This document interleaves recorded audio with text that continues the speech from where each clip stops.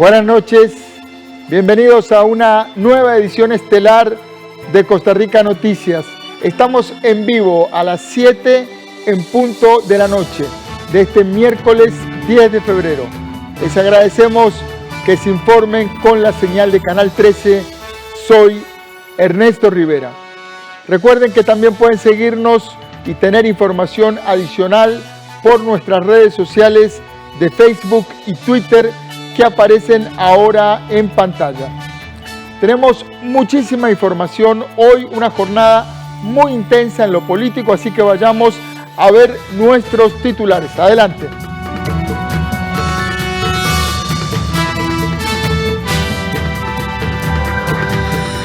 Viéndolos a los ojos, les puedo asegurar que ni uno solo de los 5 millones de costarricenses ha sido espiado o ha visto comprometida su privacidad con los proyectos que se desarrollaron. De esta forma, el presidente de la República defendió la creación de la UPAD en la comparecencia de este miércoles. El mandatario calificó como inconstitucional esta audiencia, pero asegura que asistió porque se debe a Costa Rica. El presidente Alvarado confirmó ante el diputado José María Villalta no haber leído el decreto que conformaba la UPAD. Aseguró que se limitó a que tuviera todas las firmas de los jerarcas correspondientes. Nueva convención colectiva de Recope tiene un costo de 46.119 millones de colones y a cada tico le cuesta 3 colones por litro de gasolina comprada. El jerarca de la institución niega que los acuerdos sean abusivos. En el mundo, a 3 días de la crecida de un río provocado por la ruptura de un glaciar en el Himalaya, la esperanza de rescatar con vida a 34 personas atrapadas en un túnel al norte de la India se desvanecen.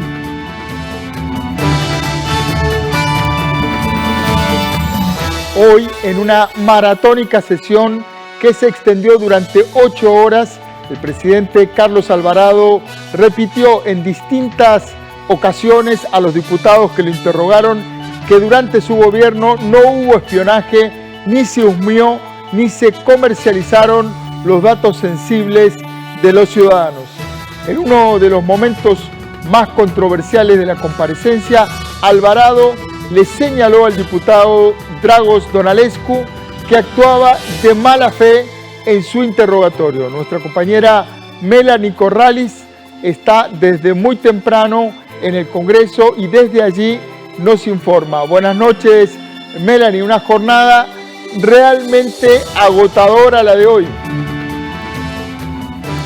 Así es, don Ernesto, estamos acá desde muy temprano, en horas de la mañana. Bueno, primero porque se tuvo que pasar por todo un protocolo de revisión y también, por supuesto, del tema sanitario para poder ingresar acá a la Asamblea Legislativa. Hubo presencia de Fuerza Pública, también de bomberos, también equipos de protocolo de la Asamblea Legislativa, quienes se encargaron en primera hora de la mañana de hacer todas las revisiones para que estuviera todo listo y dar inicio con esta comparecencia al presidente Carlos Alvarado desde las 9:30 de la mañana. El mandatario inició su participación a eso de las 10 de la mañana, luego de ser juramentado, habló por 30 minutos, donde reiteró que ninguno de los 5 millones de costarricenses fue espiado por la UPAD. Veamos. Viéndolos a los ojos, les puedo asegurar que ni uno solo de los 5 millones de costarricenses ha sido espiado o ha visto comprometida su privacidad con los proyectos que se desarrollaron. Viéndolos a los ojos, les aseguro que ningún alcance de esta iniciativa sirvió para hablar de nadie o de ningún tercero. Nadie se robó un 5 de la plata de los costarricenses con el trabajo que se hizo u obtuvo beneficios ilegales. Tampoco ninguno de los estudios desarrollados sirvió para ningún fin político electoral. La comparecencia se dividió en 2 partes. La primera, como les decía, fue en horas de la mañana y se extendió hasta la 1 de la tarde. Ahí participaron los 7 diputados que integran esa comisión especial que investigó la UPAD.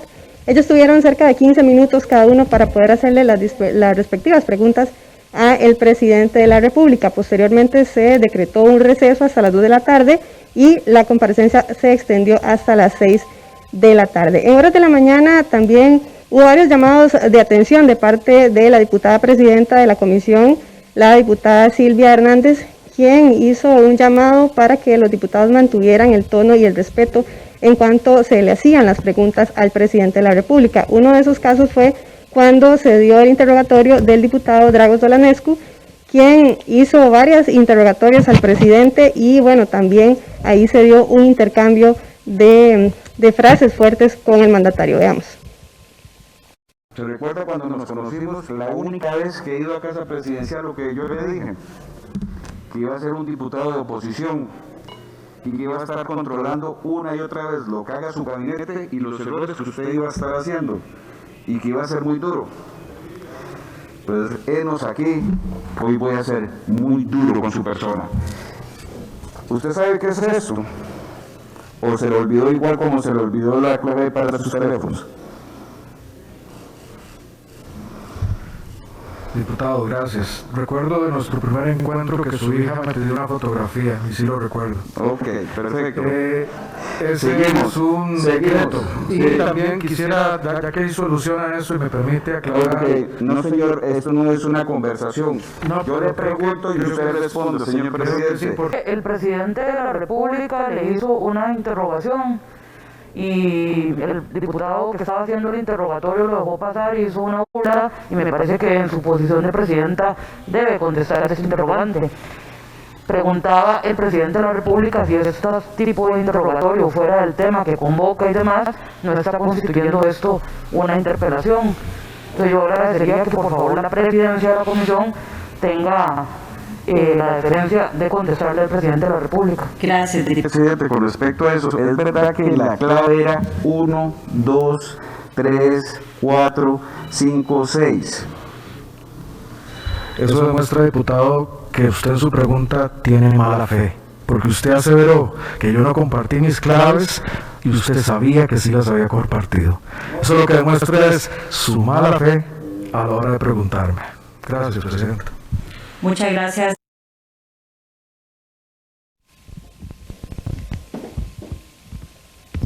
Bueno, y es que precisamente eso que veíamos al final, donde el diputado Dragos Dolanescu le dice al presidente cuál era la clave de su teléfono celular, también generó reacción de parte del Ministerio Público, y es que la Fiscalía ordenó esta tarde abrir una investigación por parte del OIJ para determinar la supuesta filtración de datos en esta investigación que se sigue también a nivel judicial por el tema de la UPAD. Veamos la siguiente información.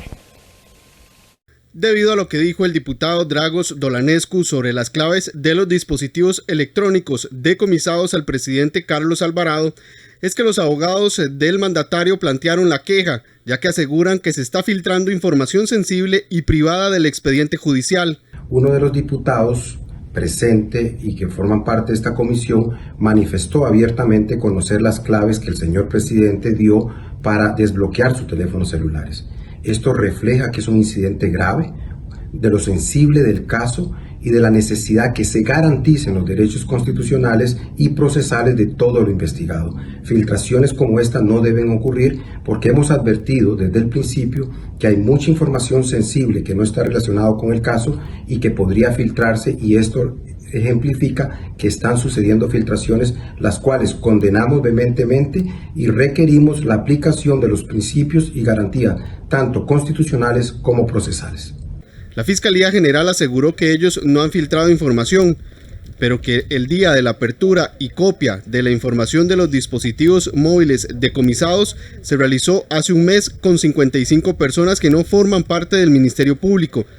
Sin embargo, solicitaron al OIJ investigar posibles filtraciones.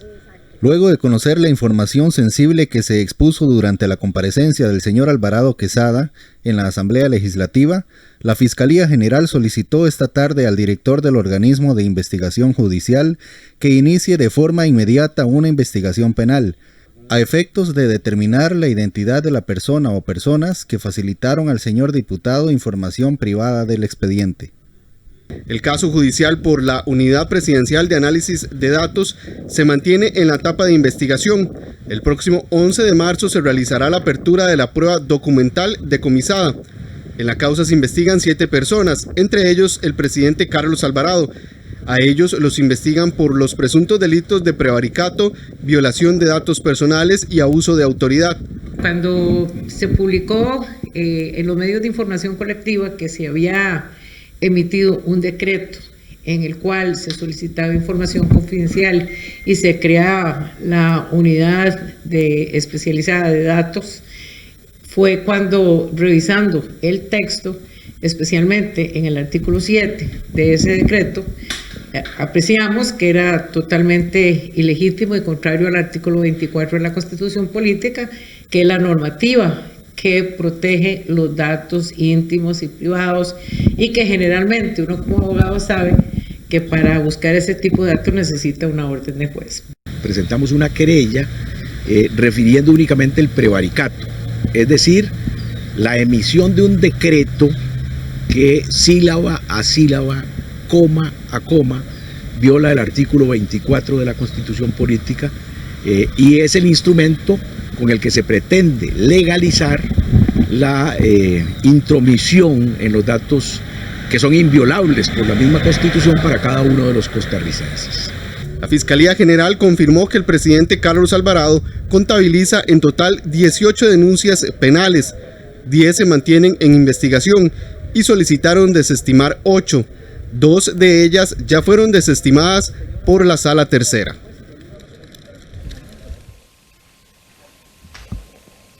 La información que tengo, Ernesto, vuelvo con usted al estudio. Buenas noches. Muchas gracias a nuestra compañera Melanie Corrales. Y vamos, este caso, esta comparecencia ya ha provocado múltiples reacciones y ya tenemos las políticas, las reacciones de los diputados, y algunos de ellos aseguran que el presidente no se tomó en serio la comparecencia. Para otros, la comparecencia no fue del todo precisa en la forma de interrogar, de preguntar, fue una comparecencia extenuante. Nuestro compañero David Roversi nos trae estas reacciones desde la Asamblea Legislativa. Buenas noches, David.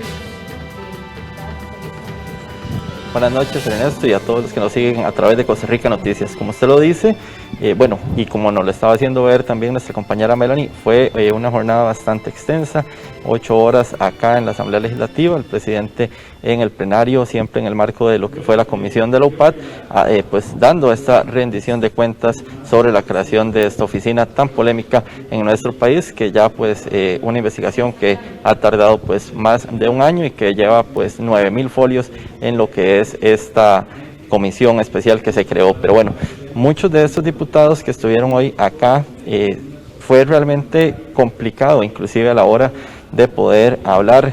Don Carlos Ricardo Benavides nos decía ahora que hubo mucho desorden también en horas de la tarde, cuando además también se esperaba que hubiese muchísimos diputados acá. Se hablaba durante toda la semana de que los 57 podrían estar y demás.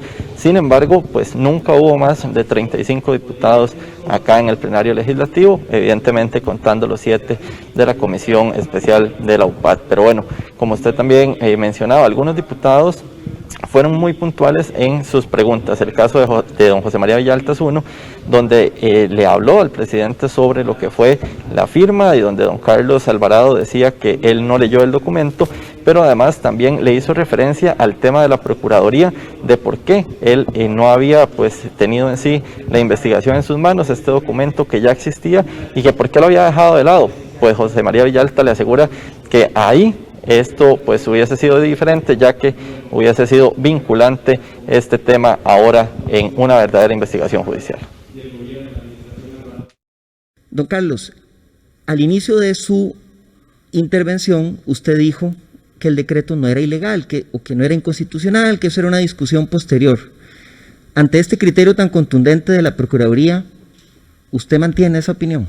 Sí, Porque Entonces, eso es algo que ya ahora está en otro ámbito. Pero usted desconoce el criterio de la Procuraduría. No lo desconozco, pero usted mismo dijo que si hubiese sido emitido antes sería vinculante, pero usted sabe que no fue emitido antes. ¿Y por qué no le pidió usted criterio a la Procuraduría? Usted mismo ha dicho. ¿Por qué no le pide usted criterio a la Procuraduría? Porque como yo dije también a preguntas anteriores. Porque podría ser vinculante para usted. No, porque la recomendación también de mi parte legal es que cualquier elemento que tenga que ver con el caso, una vez judicializado, yo me abstuviera de intervenir en cualquier cosa. Bueno, y es que como lo decía usted también, Ernesto, pues los diputados acá aseguran que el presidente no fue puntual con sus respuestas, que tampoco se aportó muchísimo con la participación de más de 8 horas o prácticamente 8 horas del presidente acá en lo que fue la investigación y que pues el presidente no tomó con seriedad lo que era esta audiencia del día de hoy por la Comisión Especial de la UPAT. Bueno, nos llamó mucho la atención también que el presidente dijera que el decreto, que es groseramente ilegal, como ha dicho la Procuraduría, era simplemente que había simplemente un error de redacción. Y me parece que en la comparecencia ha quedado claro que ese supuesto error de redacción es un error de fondo y que el presidente sí tiene conocimiento de que fue un decreto ilegal el que dictó en su momento. Y bueno, me parece en general que don Carlos pues trató de minimizar la gravedad del caso, y el caso tiene obviamente una gravedad. Sí, a mí me parece que el presidente no está tomando con la seriedad que merece la comisión investigadora de la UPAT. El presidente está siendo evasivo, él no está respondiendo las preguntas como se le están preguntando, ha buscado siempre la manera de salirse, como decimos popularmente, por la tangente, y está quedando debiendo, en prueba además de la transparencia que tanto él promulga con los costarricenses, representados en este caso por la comisión de la UPAT, que es quienes están haciendo esta investigación. Creo que ha aportado poco, bastante poco. ¿Por qué, don Carlos? Bueno, porque la inmensa mayoría de la información ya se conocía. Se dejó al presidente de la República de último por parte de la comisión, y la mayor parte de los criterios y de las preguntas que ha respondido es sobre temas que ya eran conocidos por la comisión o por los mismos medios de comunicación. Bueno, y al ser las 6 de la tarde ya finalmente pues terminó lo que era esta comparecencia. El presidente salió acá al lobby de las afueras del plenario legislativo a dar su conferencia de prensa, donde no aceptó preguntas de la prensa, simplemente pues expresó parte de lo que nos contaba ahora también nuestra compañera Melanie en horas de la mañana, de venir a dar la cara a los costarricenses, y también después habló la presidenta de la comisión de la UPAT. Pero veamos qué fue lo que dijeron ambos luego de esta extenuante sesión. Le puedo decir a los costarricenses de que a nadie se le espió, a nadie se le husmeó su información personal, nadie se hizo de un 5 con esto, y se hizo en el marco del bloque de legalidad existente. Y todo lo que se buscó hacer fue de buena fe por profesionales que le estaban dando lo mejor de su trabajo al país. Parece que el señor presidente de la República ha venido a insistirle a esta comisión que se justifica el uso de los datos para poder justificar un decreto. Y eso nos parece altamente preocupante. Esta comisión no ha tenido como objeto de investigación censurar en ningún momento el uso de los datos. Por el contrario, esta comisión ha venido a investigar posibles violaciones a lo que es un derecho fundamental de la ciudadanía costarricense, que es el derecho a la privacidad de los datos sensibles.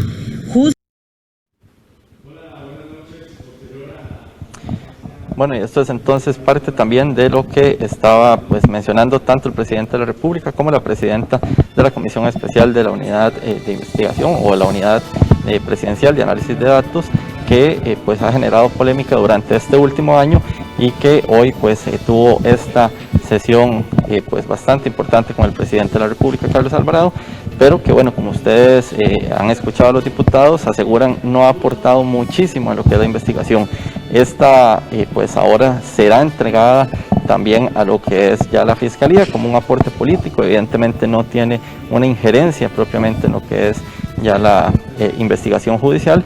Sin embargo, la misma se podría estar entregando a finales de abril, decía ahora la presidenta de esta comisión, pero bueno, todavía está pues en este proceso final ya para la redacción y demás, inclusive aportar situaciones que se presentaron hoy acá en lo que fue esta comparecencia del presidente. Ernesto, no sé si tiene alguna consulta y si no vamos a regresar con ustedes que tienen más allá en el set de Costa Rica Noticias. Muchas gracias, David Roversi, con las reacciones desde el Congreso a esta intensísima jornada de interrogatorio en la Asamblea Legislativa al presidente Carlos Alvarado. Gracias, David. Uno de los momentos más intensos de la jornada política fue cuando el presidente Alvarado admitió, ante las preguntas del diputado José María Villalta, que no había leído el decreto que firmó para formalizar la UPAT. Un momento muy revelador que vamos a mostrarle al regresar de una breve pausa comercial. Ya volvemos.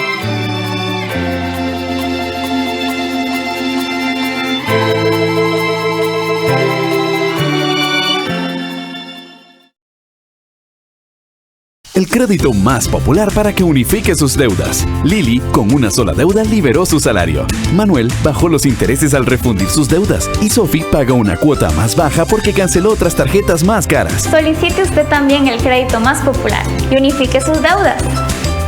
Reciba asesoramiento personalizado. Rápidos tiempos de aprobación. Y con una de las tasas más bajas del mercado. Solicítelo ya. Banco Popular. Construimos bienestar. El desierto es como un lienzo sobre el cual el clima pinta con colores extraídos de las rocas. Colores quemados por el sol, cambiantes con el tiempo, suavizados por la brisa marina. Es una escultura que cambia su forma constantemente. Paracas, el reino del viento. Aquí en 13, Costa Rica Televisión.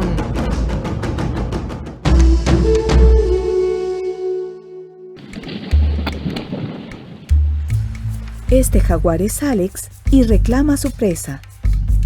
Y ella es Molly, que también busca su tortuga verde. Se luce frente a la cámara. Este es el rey del bosque tropical, el eslabón final de la cadena alimenticia. Su constitución física lo adapta de manera perfecta para situaciones en donde requiera fuerza y velocidad. Documentales UNED, los miércoles a las 9:30 de la noche, con repetición los sábados a las 7 de la mañana y 4:30 de la tarde.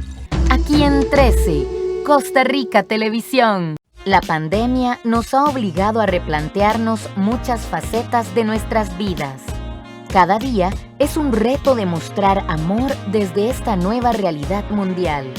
13, Costa Rica Televisión, de la mano de los reconocidos expertos en comunicación y salud mental, María Esther Flores, Telma Darkins, Marcelo Castro y Alicio Campos, presentan el conversatorio Amor en tiempos de COVID, este domingo 14 de febrero a las 3:30 de la tarde, por 13, Costa Rica Televisión. Banco Popular presenta el tipo de cambio. Vamos ahora a repasar la cotización de la divisa estadounidense. El precio del dólar para hoy en la compra, 608 colones con 77 céntimos.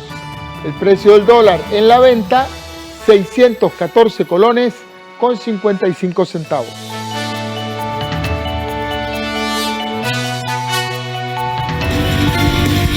Banco Popular presentó el tipo de cambio. Este miércoles se reveló además el contenido de la nueva convención colectiva de Recope, que tendrá un costo de 15.000 millones de colones al año. Es decir, cada funcionario recibirá en pluses un monto promedio de 9 millones de colones cada año. La periodista Ana Marta Arce nos informa los detalles. Hola, ¿qué tal? Muy buenas noches, don Ernesto y amigos televidentes. La convención colectiva de Recope, que rige del 2021 al 2024, tendrá un costo total de 46.119 millones de colones. Básicamente, cada conductor aportará a esta convención 3 colones por cada litro de combustible que compre. Pero ¿cuáles son las modificaciones que hay en esta nueva convención? Lo vemos en la siguiente información. Este miércoles Recope dio a conocer los detalles de su nueva convención colectiva. El costo anual de este convenio será de 15.373 millones de colones hasta 2024, cuando corresponde la próxima revisión. Cada conductor aportará a esta convención 3 colones por cada litro de combustible que compre. En los próximos 3 años, los 1.683 empleados de Recope recibirán sobresueldos por 46.119 millones de colones, que es el valor total de la convención. Es decir, cada funcionario recibirá un aproximado de 9 millones de colones en pluses por año. La información fue divulgada por Recope en una conferencia de prensa a la cual no acudieron representantes del Sindicato de Trabajadores Petroleros, Químicos y Afines, Citrapequia. El presidente de la empresa, Alejandro Muñoz, rechazó que estos beneficios sean abusivos. Son operarios que casi no se encuentran trabajando en este edificio, sino que generalmente están ubicados en nuestras terminales, en donde es difícil el acceso rápido a la seguridad social. Nosotros lo hacemos porque realmente, si ustedes consideran que una persona o una familia que depende de un salario de 750.000 o menos, puede cumplir, digamos, a cabalidad con todas las aspiraciones y servicios y necesidades que esa familia tiene, pues sería contradictorio, digamos, pensar que sí lo es. De acuerdo con la refinadora, entre los beneficios de la convención que se renegociaron a la baja están la disminución del aporte patronal al fondo de ahorro de los trabajadores, disminución del régimen de vacaciones, eliminación de la póliza de protección crediticia, reducción en el pago de la peligrosidad, se eliminó el aporte por fallecimiento de familiares, se eliminó la compra de medicamentos y la compra de útiles escolares. Entre tanto, otros beneficios se mantendrán parcialmente, por ejemplo, el subsidio de guardería, el servicio de ginecología, la compra de antígeno prostático y la compra de lentes. Esto se mantendrá únicamente para quienes tienen salarios inferiores a los 750.000 colones. Adicionalmente, el subsidio para el servicio de soda bajó del 80% al 50% del costo de la alimentación. Esto se va a ir dando como resultado a lo largo de la vigencia de la convención, tal como es ahora.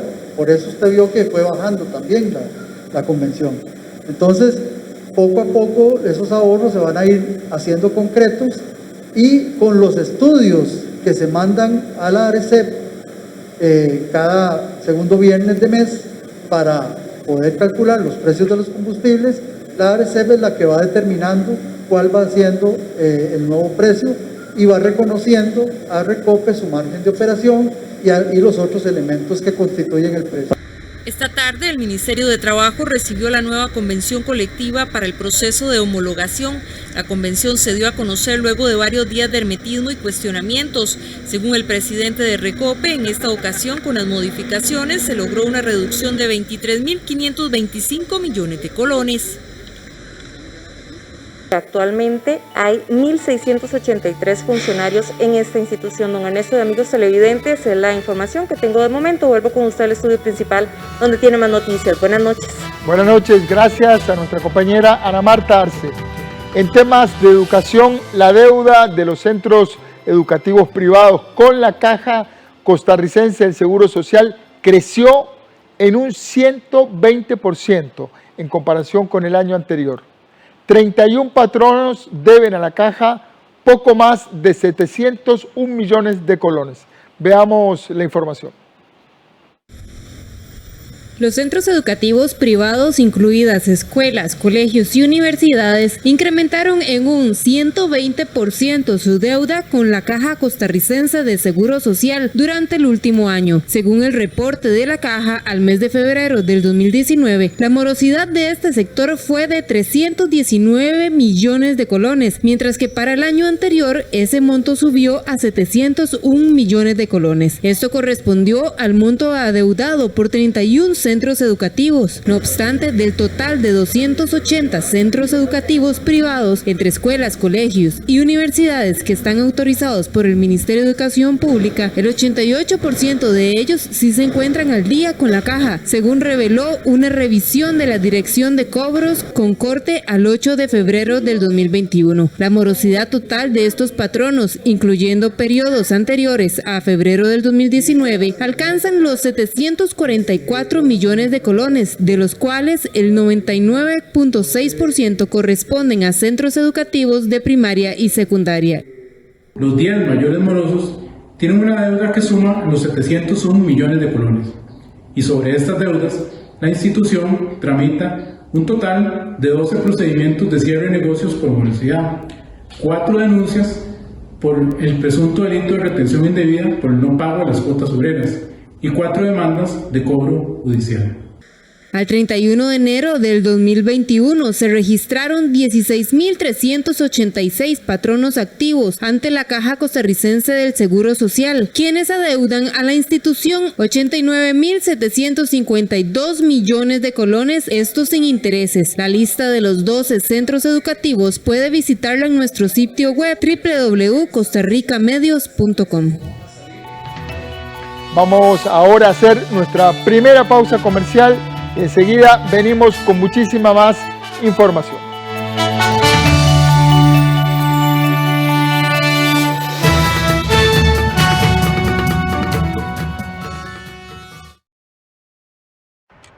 Estás muy pensativo. Sí, pensando en mis deudas. El 10 tengo que pagar el carro, el 15 la casa y la tarjeta. Pero hacerlo más fácil. Yo unifiqué mis deudas con el BCR. Ahora pago una sola cuota en una sola fecha y... Un solo banco. Deje de pensar en tantas deudas y unifíquelas en el BCR. Pague menos por mes. Solicite ya su crédito al completar el formulario en bancobcr.com y en la app BCR Móvil. Somos el Banco de Costa Rica. Para jugar a inventar el mundo de una flor, somos dos, la eternidad es hoy. Hola, ¿cómo están? Soy José Mata y quiero hacerles una invitación muy especial, que celebremos juntos el Día del Amor y la Amistad, aquí en su casa, El Cinar. Ya saben, tenemos una cita este 14 de febrero. Sin temor.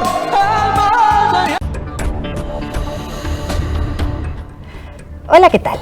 En tiempos de pandemia afloran los emprendimientos y también las pequeñas y medianas empresas tienen grandes retos que enfrentar, porque si bien estamos en tiempos de crisis, pues los tiempos de crisis traen grandes oportunidades para que usted se decida a hacer realidad ese sueño de tener su propio negocio o, en su defecto, de fortalecer esas iniciativas que ya usted venía desarrollando. De eso vamos a hablar en una mirada. Cómo reinventarse en tiempos de crisis para los emprendimientos y pequeñas y medianas empresas. Acompáñenos. En nuestro próximo capítulo de Bunshiro y Fuku, la concubina del antiguo señor, recuerdan sus días de juventud.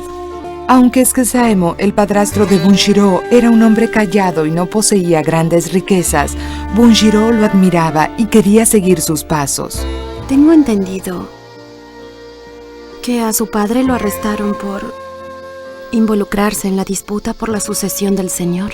Bunshiro, los sábados a las 5 de la tarde y los viernes a las 9 de la noche, aquí en 13, Costa Rica Televisión.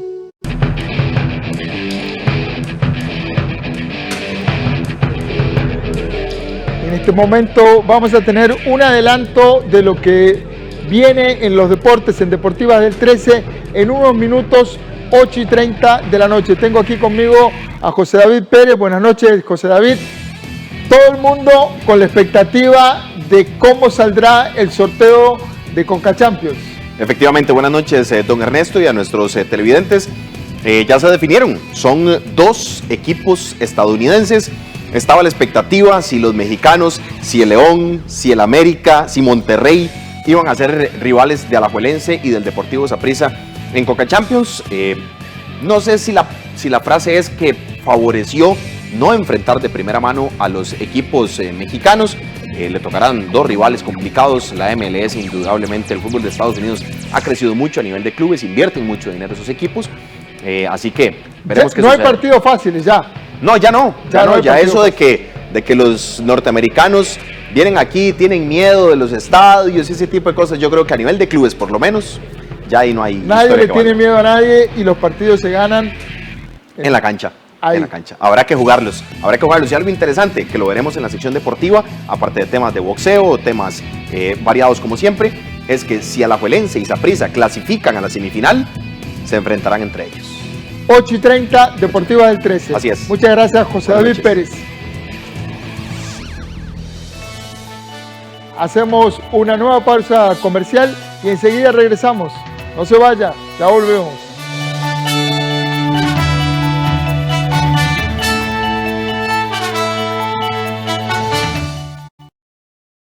¿Este verano va a salir con su familia? Siga protegiéndose, use su mascarilla, mantenga su distancia, limpie las superficies, lávese sus manos frecuentemente. Prefiera aquellos sitios que cumplan las condiciones sanitarias.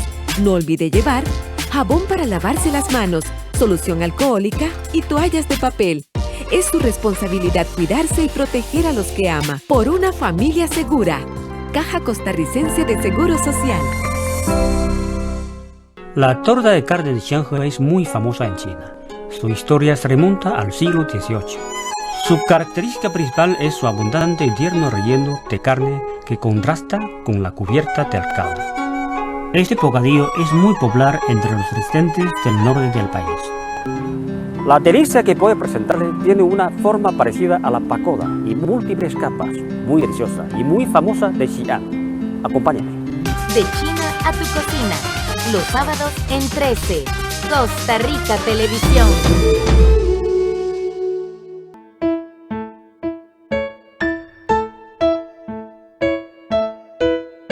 En 1963, ante las quejas del servicio, había que compartir las líneas telefónicas.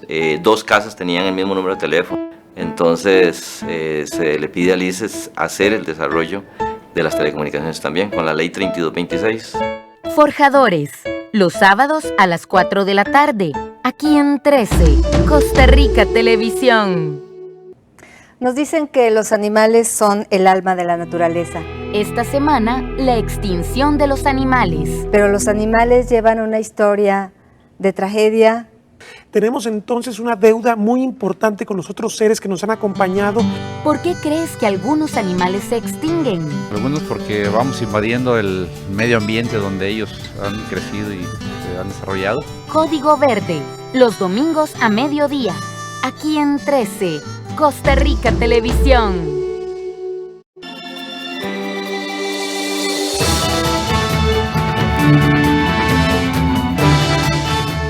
A las 7:37 de la noche estamos de regreso. Vamos ahora con nuestra compañera Eisel Chacón, que nos va a presentar algunos de los momentos más destacados de la comparecencia en la Comisión Especial de la UPAD, que se extendió desde las 9:30 de la mañana hasta las 6 de la tarde. Eisel, buenas noches.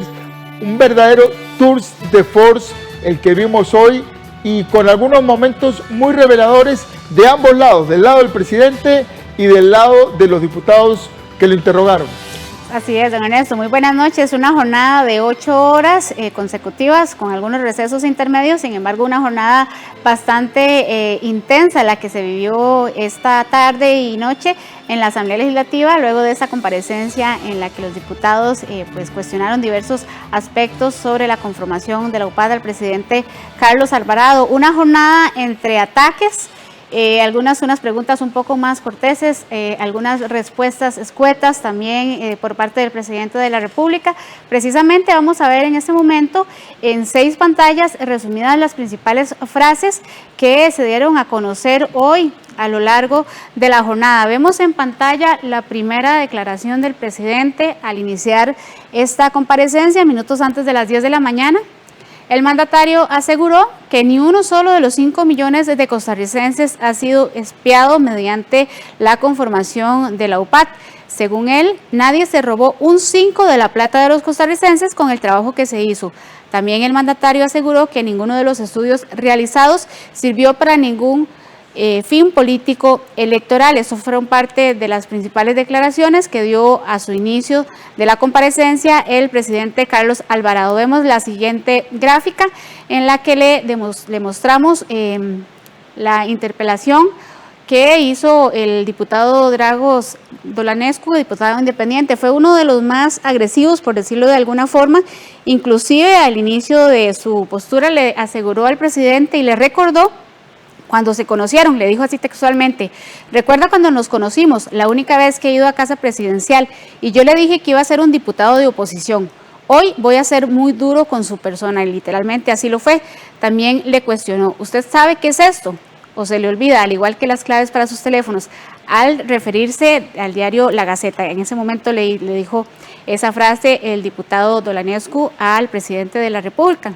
Vemos la tercera pantalla, una intervención muy corta, pero también muy concisa por parte de la diputada del Partido Liberación Nacional, María José Corrales, quien estaba molesta e incómoda porque algunos diputados utilizaban la frase muchachitos o muchachillos cuando se referían a los asesores de Casa Presidencial que se encargaron de recopilar todos los datos que estaban incorporados en la UPAT. Esta diputada aseguró que como diputada joven no puedo quedarme callada, no podemos minimizar el rol de la juventud, no es posible que en este plenario se usen términos como muchachillos para calificar a los asesores presidenciales. Vemos en la siguiente pantalla la interpelación o la intervención del diputado José María Villalta, diputado del Frente Amplio. El diputado Villalta le asegura al presidente o le pregunta al presidente: cuando usted le presentaron el decreto para formalizar la UPAT, ¿lo leyó antes de firmarlo? El presidente le responde: yo constaté que tuviera las firmas de los jerarcas y lo firmé. El diputado le vuelve a preguntar: ¿lo leyó antes de firmarlo? A lo cual el presidente de la República le contesta: no, no lo leí. Vemos la siguiente pantalla en la que vemos alguna otra declaración también dada por el presidente de la República, Carlos Alvarado, cuando diferentes diputados le preguntan sobre el hallazgo o la ubicación de los datos sensibles que fueron recopilados para esta UPAT. El presidente dice: no sé dónde están los datos sensibles tomados por los asesores, asumo que están en la Fiscalía. En ningún momento el presidente dijo con certeza estar seguro de dónde se encuentran estos datos que fueron recopilados. Vamos a la última pantalla, que fue la intervención de la presidenta de la comisión y diputada del Partido Liberación Nacional, Silvia Hernández. Ella defendió en todo momento que la participación del presidente era constitucional. También cabe recordar que en el momento en el que el presidente le consultan si él está consciente de que es un acto inconstitucional el que se llevó a cabo hoy, él dice que sí, pero sin embargo se presentó a esta audiencia porque él se debe a Costa Rica. La diputada dice: la presencia del señor presidente y el interrogatorio al que será sometido, así como la participación de los señores diputados, se hace y se hará conforme a la Constitución política.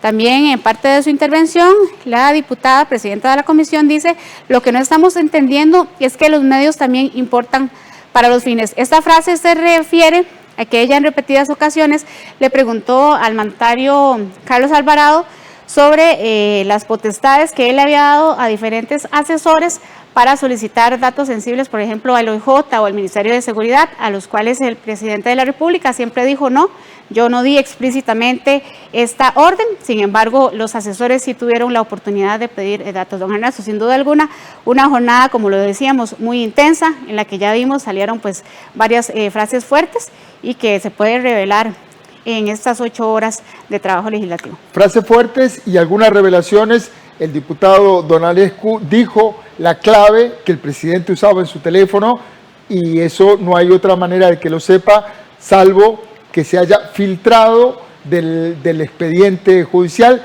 Ya la Fiscalía abrió una investigación para ver cómo se filtró ese dato. Precisamente ya tiene consecuencias legales, que fue lo que ya vimos en el pase que hicieron nuestros compañeros Melanie Corrales y David Roversi. Sin duda alguna, el tema no termina aquí. Bueno, estamos exactamente a un año de que se diera a conocer todo ese tema de la UPAT. El tema no termina aquí. Ahora pues hay que ver el criterio que emite esta comisión, ¿verdad? Que hoy aclaraban también que es un criterio y no una sentencia, ¿verdad? La que se daría por medio de esta comisión. Así es. Vamos a seguir el tema y también el avance de las causas judiciales y las investigaciones que está llevando el Ministerio Público en contra del presidente. Muchas gracias, don Ernesto. Buenas noches. Eisel Chacón Cordero. Muchas gracias. Gracias a usted. Buenas noches.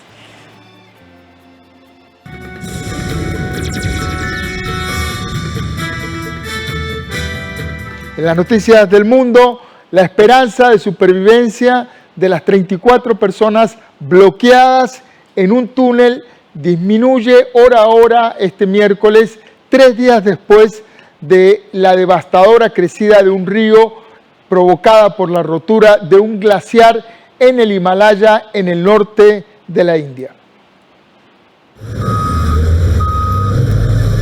Las esperanzas se desvanecen.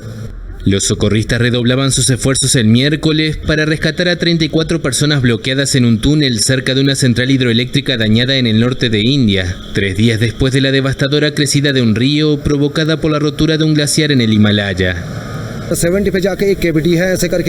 Hay una pequeña cavidad dentro del túnel que es el único lugar seguro al que la gente puede ir. Y tengo muchas esperanzas de que los trabajadores estén allí, porque delante de ese espacio seguro hay un cruce y nadie puede sobrevivir allí. Personal médico con tubos de oxígeno, camillas y equipos de atención de emergencia esperaba frente al túnel para entrar en acción junto a los familiares que aguardaban angustiados. Queremos que los rescatistas traigan más maquinaria para que podamos avanzar a un ritmo más rápido y poder llegar a los atrapados lo antes posible. La rotura del glaciar fue atribuida al calentamiento global, pero otras hipótesis señalan como causas posibles la construcción de represas, el dragado del lecho de los ríos para extraer arena destinada a la construcción o la tala de árboles para construir nuevas carreteras. En total, más de 170 personas seguían desaparecidas a causa de la catástrofe, que dejó hasta ahora una treintena de muertos. La investigación sobre el accidente de un avión que se estrelló en enero en Indonesia se concentra en unas anomalías en los aceleradores automáticos, aunque las causas del siniestro siguen sin estar claras.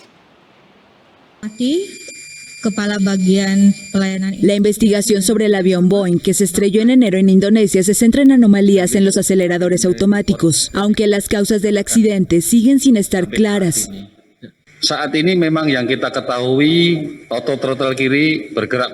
Por el momento lo que sabemos es que el acelerador automático izquierdo se movió hacia atrás. Sin embargo, aún no sabemos si este acelerador automático izquierdo funcionó mal, porque ambos aceleradores automáticos mostraron anomalías. La anomalía en el de la izquierda fue que se movió demasiado hacia atrás, mientras que el de la derecha se atascó por completo, por lo que no sabemos cuál había fallado. Jadi kita tidak tahu sebenarnya yang rusak yang kiri atau yang kanan. Estos sistemas complementan al piloto automático y sirven para controlar la aceleración del avión, pero pueden ser desactivados por los pilotos. Lo que no se sabe es si se dieron cuenta de la anomalía y cómo reaccionaron. Los investigadores esperan encontrar la segunda caja negra que graba las conversaciones de los pilotos. Los documentos muestran que estos controles habían presentado problemas antes, pero no se descarta un error humano. Aunque la tripulación no emitió ninguna señal de alerta ni comunicó ningún problema técnico antes del accidente, y el aparato estaba probablemente intacto cuando se sumergió en el mar. El Boeing 737-500 de la aerolínea Sriwijaya Air se estrelló el 9 de enero, 5 minutos después de despegar de Yakarta. Cayó de una altura de 3.000 metros en menos de un minuto, antes de desaparecer en el mar de Java con 62 personas a bordo. Ninguna sobrevivió. El avión siniestrado tenía 26 años y había sido usado por las compañías estadounidenses Continental Airlines y United Airlines. El expresidente ecuatoriano Rafael Correa es rotundo. Aunque sienta como suya la victoria electoral de Andrés Arauz, el exmandatario socialista niega que sea su títere o su tiquete de regreso al Ecuador. Un hombre de confianza, pero no un títere. El expresidente de Ecuador, Rafael Correa, siente como suya la victoria electoral de Andrés Arauz en la primera vuelta, pero niega que el joven economista que disputará el balotaje del 11 de abril esté bajo su control. Cuando no tienen de qué acusar a alguien, tienen que insultarlo, ¿no? Ya es un argumento ad hominem, no pueden refutar los argumentos, las ideas, tienen que atacar a las personas, pero es canallesco, ¿no? Porque se trata de un hombre joven, entonces por ser joven, ¿cómo subestima la juventud? Es títere, ¿no? El segundo lugar para el balotaje se lo disputan voto a voto el ex banquero de derecha Guillermo Lasso y el líder indígena Yacu Pérez, a quien Correa se niega a llamar izquierdista. Candidato de recontra derecha. Mire cómo apoyó el golpe de Estado contra Evo Morales, felicitó a Áñez. Por si acaso, el apoyo de la embajada, nosotros tenemos reporte de inteligencia, que crearon ese muñeco llamado Yacu Pérez precisamente para quitarnos votación. Pero Yacu Pérez no es de izquierda, por favor, ni siquiera indígena, todo mimético, ¿no? Es un gran montaje, Yacu Pérez. El exmandatario impulsó la exitosa campaña de Arauz desde Bélgica, donde se radicó apenas dejó el poder. Desde entonces comenzó lo que considera una persecución política por parte del gobierno de Lenín Moreno, su ex aliado y ex vicepresidente. Condenado en ausencia por corrupción, con una pena de 8 años que no se ha hecho efectiva, Correa niega que una victoria de su pupilo se convierta en su boleto de regreso inmediato a Ecuador. La victoria electoral no soluciona los problemas jurídicos. Yo me despierto cada día para ver qué nuevos juicios me han puesto. Llevo 39. Ni Al Capone, ni Chapo Guzmán, ni Pinochet juntos han tenido tantos juicios. Con respecto a la nueva relación de Ecuador con el Fondo Monetario Internacional, del que su gobierno se alejó, el expresidente dijo que volvió el sometimiento. Y sobre Estados Unidos, con quien su delfín ha dicho que quiere tener una excelente relación, dijo que hay una diferencia abismal entre Joe Biden y Donald Trump, pero que no espera que cambie mucho la política exterior hacia América Latina. Diciendo que el presidente lo ha llamado para pedirle que se cueste. Los médicos de los barrios en México atienden a pacientes de COVID-19 desde que se inició la pandemia y ahora piden ser incluidos en la primera fase de vacunación enfocada en el personal de clínicas públicas. Los médicos de barrio en México son la esperanza y salvación de muchos pacientes de COVID-19. En este local de 9 metros cuadrados, unas 30 personas al día acuden por atención médica, la mayoría con coronavirus.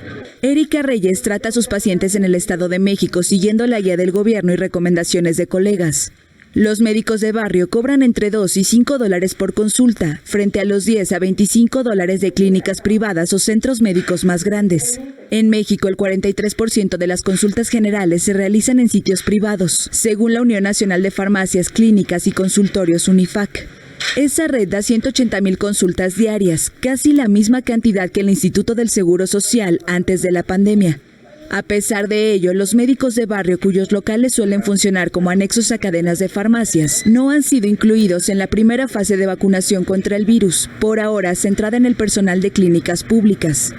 La protección de nosotros, la protección de nuestra familia, la protección de los que trabajan con uno y pues somos la entrada número 1 de la disminución, por ejemplo, de pacientes que podamos resolver un caso de COVID aquí afuera para que no se sature el sector salud, ¿no? La ocupación hospitalaria en la Ciudad de México es del 79% y en el vecino Estado de México de 76%. Cuando los pacientes se ponen graves deben acudir al hospital, pero la doctora Carla Montaño afirma que muchos esperan a último minuto por miedo a morir solos en las clínicas. Ella ha sido de gran apoyo para el barrio Jardín Balbuena en la capital. Ofrece consultas presenciales por videollamada o a domicilio en su bicicleta. ¿Qué estamos tomando para la diabetes? O sea, yo quiero seguir trabajando y quiero seguir apoyando a mi comunidad. No voy a descansar, nunca me he bajado del barco desde que empezó la pandemia, no rechazo la consulta, pero necesito vacunarme para poder seguir trabajando, sin arriesgar a mi familia, claro. Reyes y Montaño se contagiaron de COVID-19, pero lograron superarlo. No así 32 médicos de barrio y 48 farmacéuticos, a los que se añaden 186 decesos de familiares contagiados por los doctores, según Unifac. Aunque alertan que la cifra podría ser mayor, pues en el país funcionan 18.000 consultorios adjuntos a farmacias. El gobierno ha prometido un censo para inmunizar a estos médicos. Desde que comenzó la campaña el 24 de diciembre han sido aplicadas unas 718.000 vacunas. En México, más de 205.000 trabajadores de la salud han contraído COVID-19 y 2.687 murieron. Casi la mitad de los fallecidos eran médicos. La Organización Panamericana de la Salud alertó en septiembre sobre el alto contagio de trabajadores sanitarios en México y sobre la alta mortalidad en ese sector en comparación con otros países del continente. Vamos ahora a nuestra sección Animales en Libertad. Hoy le vamos a presentar un pez muy colorido y juguetón que es el invitado de esta noche. Nos referimos al pez payaso.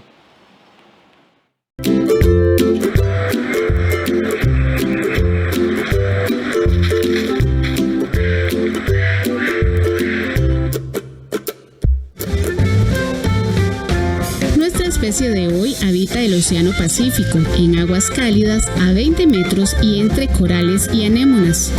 Se trata del pez payaso. Esta especie utiliza las anémonas como protección y no representan ningún riesgo para ellos, siempre y cuando consiga una compatible con su anatomía y de esta forma evitar ser devorado. Su atractivo y brillante color le sirve de camuflaje con el coral donde se refugia.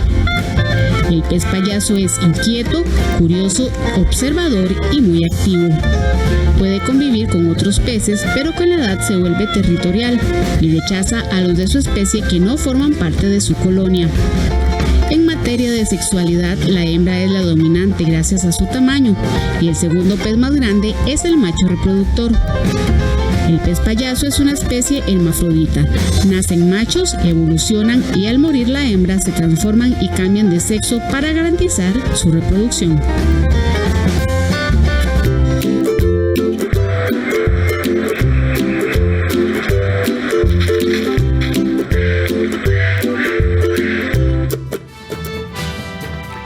A las 7 de la noche con 56 minutos llegamos al final de esta edición estelar de Costa Rica Noticias. Gracias por acompañar estas jornadas noticiosas desde la señal de Canal 13.